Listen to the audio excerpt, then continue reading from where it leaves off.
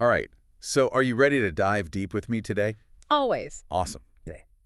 Because we're tackling a figure whose name, echoes through centuries, Oh. right? Yeah. Socrates. I'm already. Okay. We've got excerpts from Donald Robertson's book, How to Think Like Socrates. Uh-huh. And it's not just about the guy in a toga. Right. It's about how to think Yeah. more clearly, maybe even live better. Who knows? Absolutely. In our own crazy times. Times are always crazy. It's true. But yeah, Socrates is a good one for the crazy times. Yeah. Intriguing indeed. Yeah. Socrates never wrote a word himself, Right. but yet we're still trying to, decipher his thinking over 2,000 years later. Yeah, it's like we're playing a giant game of philosophical telephone. Yeah, Right. on the phone, for sure. And the book starts off reminding us of this. Like, we only have accounts from his students, mainly Plato. Right. So separating fact from fiction is, well, it's tough. It's almost impossible, really. Yeah, Yeah. it is. Exactly. But think about that for a second, right? Okay. Could that mystery be the key to his lasting impact?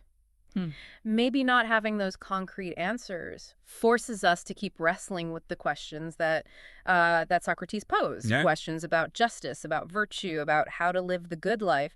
Those never get outdated. Whoa, okay, that's a good point. Right. It's like he's designed to make us think, Mm-hmm. not just memorize facts. Not just to learn a list of things, but to keep asking the Right. big questions. Exactly. And then there's this tidbit in the book, probably not true, but it mentions Socrates supposedly carving a sculpture early in his life. Oh, yeah. Do you remember that? Yes, the story of the Hermes statue. Okay, yeah. What's fascinating here is less the accuracy of that story and Yeah. more what it suggests, which is that Mhm. Socrates began as a craftsman, Hmm. hands-on, Yeah. dealing with physical things, right? Right. Before moving to this world of ideas, imagine the mental shift Yeah. must have required. That's wild. It's like he started with the concrete, Yeah, exactly. mastering that, and then said, okay, now I'm ready to tackle the abstract stuff. Like he got the, got the reps in Right. with the physical world. Yeah. It's almost like training for philosophy in a way. Yeah. That's a great metaphor, actually. Yeah, it is. And it's interesting Yeah. because this transition from, Yeah. the concrete to the abstract Right. happens against the backdrop of a very specific Athens. Okay, remind me about Athens and Socrates' time. Robertson makes some comparisons to our own time, right? Yeah, he does. Yeah. He does. Athens was a young democracy, only a couple hundred years old. Oh, okay. Still figuring itself out, Right. They'd faced plagues, Yeah, were entangled in wars. Yeah. Political factions were constantly vying for power. Sound familiar at all? Eerily so. Okay, so Socrates is in this city, young democracy, lots of instability. Mm-hmm. Was he a fan of how things were going? Well, the book describes him as deeply skeptical Yeah. of Athenian democracy, Okay. not because he was anti-democratic, Right. but because he saw how easily people were swayed Yeah. by rhetoric rather than substance. Oh, that classic problem. Yeah, exactly. Sound bites over deep thought. Exactly. So was he like joining a political party trying to like fix things from the inside? Not at all. Okay. He wasn't aligned with any party. His Okay. concern was deeper, Yeah. right? Were those in power actually wise enough to be there? He was more interested in challenging everyone's assumptions, Yeah. regardless of their political stripes. Socrates the contrarian. Oh, yeah. I could see how that might have ruffled some feathers. It certainly did. Yeah. And speaking of ruffling feathers, we need to talk about Anaxagoras, Okay. Socrates' teacher. Mhm. The book dives into his story before even getting deep into Socrates' own ideas. Right. And there's a reason for that. Okay, what's the deal with Anaxagoras? He gets in trouble. Big trouble. Big trouble. What? So Anaxagoras was essentially Athens's first, what you might call a natural philosopher. Oh, okay. So before him, it was all Think about it, right? Yeah. Before him, pretty much everyone explained the world through yeah, myths, myths and gods. gods. Yeah. But Anaxagoras tried to explain things like eclipses through natural causes. Oh, I could see how that might have caused some issues. Yeah. And a society deeply rooted in mythology. hmm What happened to him? He was accused of impiety, What? disrespecting the gods. Imagine you're young Socrates, right? Okay. Witnessing this, right? Yeah. Your mentor, punished for seeking truth. Yeah. It's a powerful lesson in the potential dangers of philosophy, and it clearly shapes Socrates' own approach. Wow, that's heavy. It is. So this idea of truth is clearly central. Mm-hmm. But how do we even know what the good life is, let alone how to live it? Right. That's where I get lost. That's precisely the question Socrates wrestled with. Right.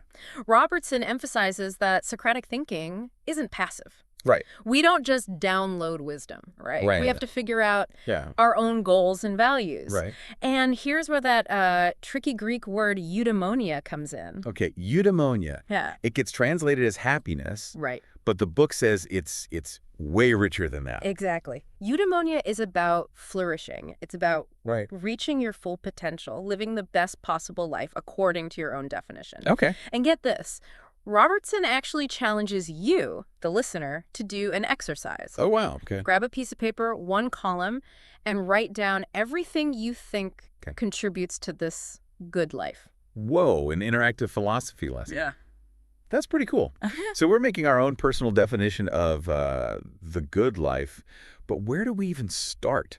It can feel overwhelming. Yeah, for sure. But that's the point. Oh. Socrates would push you further. Let's say you put knowledge on your list, right? Yeah. Is all knowledge equal? Oh, good question. Knowing how to make a killer souffle versus knowing how to be a compassionate friend. Okay, yeah. Those feel different. Right. It's like he's forcing us to get specific, to really examine what we value. Yeah, exactly. Okay, that's making my brain hurt in a good way. It should. It should. But can we talk about love for a bit? Everyone loves a good love story. Even better, a Socratic love story. Okay. Robertson tells us that Socrates learned a lot about love from Aspasia. Aspasia, okay. A fascinating woman who was Pericles' partner. Mm-hmm. She had her own whole philosophy of love, going way beyond the typical romantic stuff. So tell me everything. What did Aspasia teach Socrates about love? One of her central ideas was that love is wanting what you don't have. So if you love someone for their beauty, it's because you yourself feel incomplete in that area. Right. This can actually lead you to love beauty itself, or the abstract idea more than any one person. Whoa, that's deep. So loving a person can actually point us towards something bigger, like loving an ideal. My mind is blown. That's Aspasia for you. And she linked this to immortality, too. Okay. Right? Yeah. Our bodies decay, but we create things that outlive us, right? Right. Children, art, ideas. Right. It makes you think about why humans create at all. Yeah. Maybe to leave a part of ourselves behind, Yeah. Defy that decay. That's beautiful and kind of sad at the same time. Speaking of things that last, can we talk about the oracle at Delphi? Sure. That's a classic Socrates story. Of course. The story of how Chaerephon asked the oracle who was the wisest person, and the answer came back Socrates. Yeah. The irony being, of course, that Socrates himself didn't believe he was wise at all. Yeah, that's the part that always gets me. If he was supposed to be the wisest, why did he think he knew nothing? That's the key to understanding his whole method, right? Okay. If the god can't lie, then true wisdom must be knowing the limits of your knowledge. Right. Most people who think they're wise aren't. Okay. They're stuck in this illusion of knowing, while Socrates is comfortable with uncertainty. So I know that I know nothing becomes a strength, not a weakness. Exactly. That's pretty counterintuitive. It is. Even today. Yeah, very much so. And there's this great myth that Robertson connects to this, one that Socrates loved. Okay. Zeus gives humans the ability to cooperate. Right. Which is, cool. Yeah. But true political wisdom, justice, fairness, that stuff is super rare. Yeah. It's way more important to actually have it than to just seem to have it. Okay, that's hitting home. Social media is all about appearing wise, right? Yeah. But Socrates is saying, nope, true wisdom is internal. It's about action, not just talk. Yeah. And it brings us to one of Socrates' most famous tools, the Socratic method. Let's see how he puts this into practice. Yeah, all right, let's do it. So Robertson actually gives us a very concrete example of the Socratic method in action. Right. He describes an exercise where you take a piece of paper, you make two columns, one for justice, the other for injustice. Okay, yeah. Seems simple enough, right? Yeah, I can see where this is going. You start listing examples, Yeah. it gets tricky fast. Exactly. Like lying, Yeah. stealing, those go under injustice easy. Yeah. But then... But what about lying to protect someone from harm? Yeah. Yep. Suddenly you're forced to refine your definition. Right. Is there really a universal rule here? Right. Or does context matter? Totally. And this is what Socrates was brilliant at. Yeah. Finding those exceptions, those gray areas. So it's not just about memorizing like a list of good and bad actions. Yeah. It's about understanding the WHY behind them. Mm-hmm. Like when those rules might bend or break. Exactly. And that's where it gets really interesting for us today. Okay. Think about all the self-help advice out there. Right. It's good Yeah. until it's not. Yeah. Blindly following a rule Right. versus understanding the principle behind it. That's the Socratic difference. Yeah. It's like he's the original life hacker, but like for your mind. Yeah, totally. Okay, this is making a lot of sense. Good. But I got to ask. Yeah. Where do emotions fit into all this? Yeah. Because reason and logic are great. Uh-huh. But we're humans. We feel things. Right. So Socrates didn't actually shy away from emotions. In fact, he had a surprisingly modern take Okay. on fear and desire. Oh, well. Especially given, how old these ideas are. Okay, I'm all ears. What did Socrates have to say about feelings? Well, he saw fear as stemming from the belief that something bad will happen. Okay. Often we're wrong Yeah. about that prediction, but the feeling is real. Right, yeah. Same with desire. Okay. Just with the belief that something good will happen. That's so true. We're terrible at predicting the future. Yeah. But yet we let these feelings just rule us all the time. Exactly. Yeah. Think about it. That extra glass of wine on a Tuesday, Oh, yeah. delicious in the moment, not so fun for your Wednesday morning meeting. Ouch. Yeah, been guilty of that one. We're bad at weighing present feelings against future consequences. So what was Socrates' solution? Did he say we should just, like, ignore our feelings? Not at all. Okay. He offered a tool Mm-hmm. that feels surprisingly modern. Okay. Like cost-benefit analysis Right. for your emotions. I like that. Robertson has some great tips on how to do this, right? Yeah. Imagine those future effects. Okay. The hangover, the awkward apology, Mm. as if they were happening right now. Oh, wow. Yeah. Vividly, That's smart. you kind of trick your brain into taking the future seriously. Yeah, yeah. Okay. Socrates is full of surprises. Now, I got to ask about this Alcibiades character. Oh, yeah. The book makes it clear he wasn't just a random student. Alcibiades was a force of nature. Okay. A brilliant Athenian general, but deeply flawed, Okay. ambitious, reckless. Right. Socrates saw his potential, but also the danger there. Yeah. It's like a mentor trying to steer a hurricane. That's such a great image.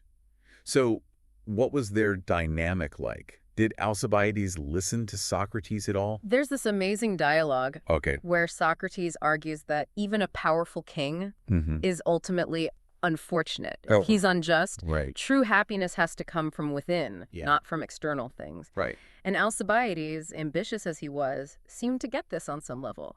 That's so interesting. It's like the Socrates saying, even if you achieve all your worldly goals, if you're a jerk doing it, you've actually failed. Pretty much. And the irony is, Socrates saved Alcibiades' life in battle, Oh, wow. but he also predicted his student's downfall. Oh, no. Alcibiades gets exiled, then recalled to lead Athens, only to be exiled again due to political maneuvering. Oh, man. A classic Greek tragedy. It really is. So this whole time Socrates is teaching, Mhm. there's this massive war going on shaping everything. It's going to Really is. impact how people are thinking, right? Absolutely. Yeah. The Peloponnesian War, Athens versus Sparta, Well, brutal stuff. yeah. It created this atmosphere of fear, tension, Right. made people more susceptible to bad decisions. And this is where we see Socrates' virtue in action, right? Yeah. The book mentions he was super brave, saved Alcibiades' life. More than that, Okay. he questioned military leaders, Oh, wow. pointed out their flaws even when they were winning. Mm. There's this chilling example Robertson gives, Okay. the Manlian dialogue. Yeah. Athens bullies a weaker island into surrender, Okay. basically saying might makes right. That's terrifying, how quickly power can turn into cruelty. So relevant to our times, too, Yeah. when we see nations acting without considering the consequences. Exactly. Yeah, It's a right. timeless warning. Power without wisdom is a recipe for disaster. Mhm. And this brings us to another point, Okay. that Robertson really hammers home Yeah. cognitive distortions. Okay. How easily our thinking gets tricked Mm. even when we think we're being rational. Cognitive distortions. That sounds intense. Break it down for me. It's basically how rhetoric, the art of persuasion, can be used to manipulate us. Oh. Socrates was obsessed with this. Yeah. He saw how the Sophists, these professional argument makers, were more interested in winning than in truth. Sounds like the comment section of any news article these days.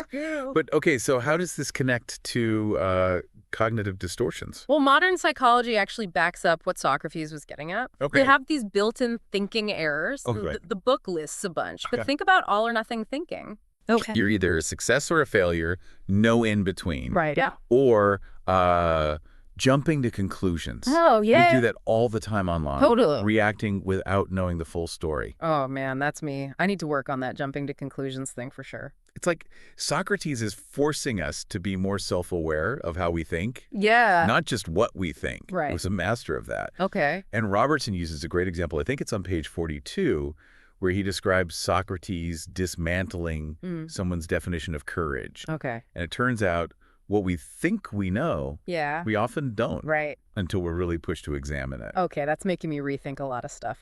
But speaking of endings, we can't avoid the big one, right? The death of Socrates. Right. Yeah, that's the question, right? Did Socrates' life, his philosophy, did it actually work? I mean, it's a sad ending, Right. but maybe there's a kind of triumph in, sticking to your principles, Yeah. even when it costs you everything. It's a paradox for sure, but the book makes it clear that Socrates' death wasn't just some personal tragedy, Right. It became a symbol, Yeah. a warning about the dangers of silencing dissenting voices, right? Right. About the fragility of democracy itself. That's chillingly relevant right now. Oh, yeah. Absolutely. When we see attacks on free speech, attempts to control information, Yeah. it's like Socrates' story is a reminder that that these ideas have real-world consequences. Oh, they always have, yeah. And remember, all of this is happening against the backdrop of the Peloponnesian War. Right. Athens is losing, things are falling apart. Yeah. But Socrates is still out there, challenging authority, asking uncomfortable questions. Yeah, he was hardcore. Yeah, he was. But okay, let's go back to something we touched on earlier. Political wisdom. Okay. What did Socrates actually believe made a good leader? It wasn't about charisma Okay. or popularity, that's for sure. Socrates thought true political wisdom was incredibly rare. Yeah. He saw how easily people were swayed Yeah. by rhetoric, Yeah. appearances, Right. rather than substance. Sounds familiar. Oh, yeah. Ugh, yes. It's like our obsession with celebrity politicians, People who look good on camera, Yeah. but maybe don't have the depth. Right. Exactly. Socrates would have seen right through that. He would have. He was less interested in WHOs in power Right. and more concerned with whether they were actually wise enough to be there. Yeah, that's the question, isn't it? Yeah. It's not about just looking like you know what you're doing. It's actually having the goods. Exactly. He believed leaders should be just, Yeah. temperate, and, yes, truly wise. Those qualities seem most quaint these days. Yeah, they do a little bit. When it's all about winning at any cost. Exactly. But Socrates is saying those things actually matter, They do. especially when the stakes are high. Especially then, yeah. And he wasn't afraid to call out hypocrisy. No, he wasn't. No matter who it came from, Nope. he saw it as his duty to challenge those in power, to make them justify their actions, and encourage them to act in the best interests of the city. It's about accountability. So he's a philosopher, but also a kind of activist, Absolutely. trying to wake people up Yeah. to what was really going on. He called himself a gadfly. Oh, yeah, right. Someone who pokes and prods, never lets you get too comfortable. Yeah, and that's what made him so dangerous. And that's what made him dangerous, yeah. He exposed that gap between what leaders said and what they did. Right, and that's a threat Right. to anyone who wants to maintain power. Oh, yeah. Okay, now I'm really seeing the connection to our own time. Right. Socrates was fighting against manipulation, Yeah. against those who use rhetoric to, twist the truth. It feels super relevant to the world of, social media, misinformation, all of that. He was ahead of his time. Yeah, he was. And Robertson makes this point explicitly. Socrates was deeply suspicious of rhetoric, Yeah. especially when it was used to deceive people, Right. to get them to act against their own best interests. It's the dark side of persuasion. So it's not just about being a good speaker. No. It's about the ethics of language, Mm-hmm. the responsibility that comes with persuasion. Exactly. He saw how, skilled orators could win over crowds Right. with emotional appeals, Yeah. even if their arguments were logically flawed or flat out false. Right. It's the dark side of persuasion. Yeah. And Socrates believed it was a direct threat to healthy society. This is making me think about how easily we're influenced by, what we see online, how we react to headlines without really thinking critically. Exactly. Like we've all become a little less Socratic, a little more susceptible to manipulation. That's the danger, isn't it? Yeah, it is. We're bombarded with information, right? Right. We often lack the tools to sift through it, to determine what's true, what's just clever packaging. Right. Socrates was all about developing those critical thinking skills. So for him, a good leader wasn't just someone who could give a rousing speech. No. They needed to embody those core virtues, right? Wisdom, justice, integrity. Yeah. Things that can't be faked. Things that can't be faked, exactly. And that's where his relationship with Alcibiades gets really interesting. Right. Remember, this guy was brilliant, charismatic, but also deeply flawed. Yes, he was. Socrates saw his potential, but also the danger of his ambition. It's the classic problem of, talent without wisdom. It's like he was trying to teach Alcibiades how to use his power for good. Yeah. But also recognizing that power, Work. corrupts, Yeah. And ultimately, Alcibiades succumbs to those temptations, right? He does. Makes a series of disastrous choices, gets exiled, contributes to Athens' defeat.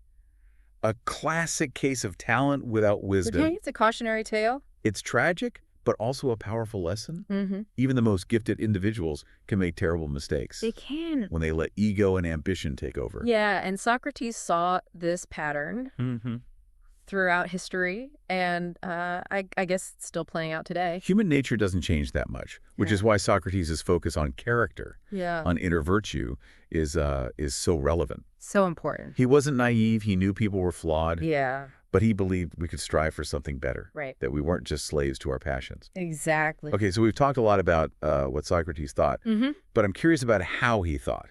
Okay. He never wrote anything down, right? Why is that?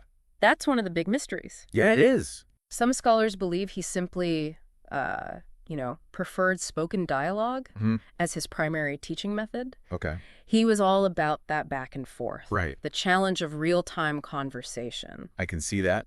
Writing can feel static, whereas a conversation is alive. Right. It can go in unexpected directions. Exactly. Yeah. And others suggest that Socrates might have been wary of the written word itself. Oh, really? He saw how easily, meaning could be lost in translation. Right. How texts could be misinterpreted without the context of a live discussion. That's interesting. It's like he was anticipating the problems we have with online communication, where tone and nuance get lost so easily. He might have had a field day with Twitter. But the fact that we're still talking about him, debating his ideas, shows how powerful those ideas were, even without him writing them down. It's like his thinking has become part of our collective consciousness, passed down It has. through generations. It really has. Okay, we can't end this deep dive without talking about the elephant in the room, Okay. Socrates' trial and execution. Right, yeah.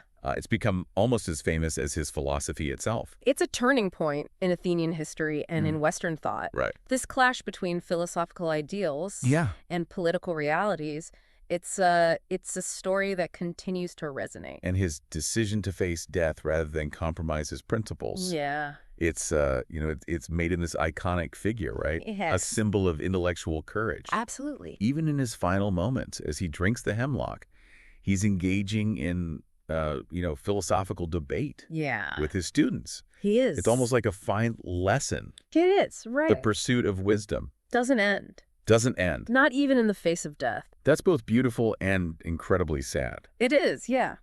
But I guess it gets to the core of what Socrates believed, right?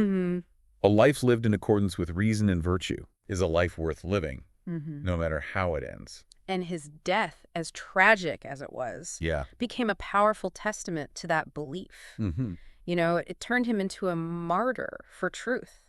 For the freedom to think for oneself. It's a legacy that continues to inspire us today. Challenging us to live up to those ideals, even when it's difficult. Wow. Okay. That's a lot to process. So much wisdom, so much tragedy. What are some final thoughts you'd like to leave our listeners with? What do you hope they take away from this deep dive into Socrates? Well, I hope they come away with a sense of wonder, honestly. Wonder at the power of ideas. Their ability to shape history, to inspire us even across millennia. And I hope they feel empowered to embrace critical thinking, to question assumptions, to never start seeking truth, because those are the tools that help us build a better world, just like Socrates tried to do all those years ago. Beautifully said. And if Socrates were here with us today, what question do you think he'd ask our listeners? What would he challenge them to think about? He might look at us all, you know, with that twinkle in his eye and ask simply, what is the unexamined life worth living? That's perfect. It's a challenge, an invitation to engage with the world, to never stop questioning, to strive for a life of meaning and purpose. And on that note, I think we'll leave our listeners to ponder that very question. Thanks for joining us on this deep dive. We'll see you next time for another exploration of fascinating ideas and thought-provoking concepts.